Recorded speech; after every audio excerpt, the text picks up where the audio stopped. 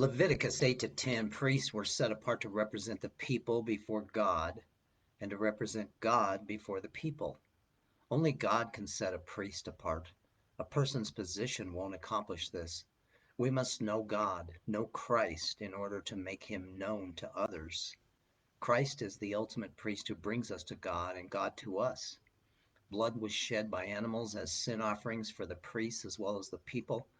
I remember posting on our signboard at our church a message that said, Christ died for you and for me.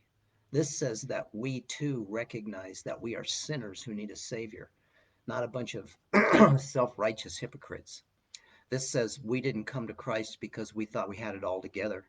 We came to Christ because we realized we don't have it all together.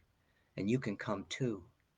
Nadab and Abihu, Aaron's sons, offered strange fire before the Lord, and fire came out from the presence of the Lord and consumed them, and they died. Wow. They had possibly brought fire for the incense from another place other than the altar. In other words, we could say they tried to approach God in some other way other than Christ. The chapter later warns against drunkenness on the part of the priests, and this may have been an issue with the sons.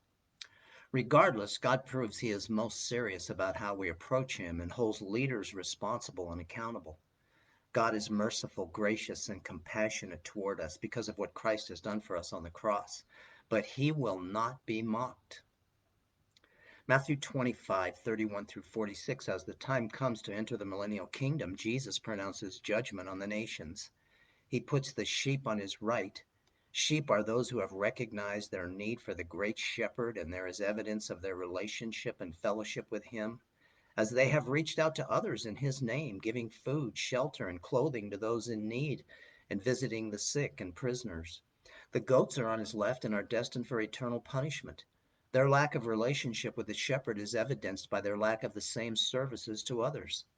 This could be a specific reference to those living during the tribulation and how they responded to the great needs during that time, but it also is a principle for us.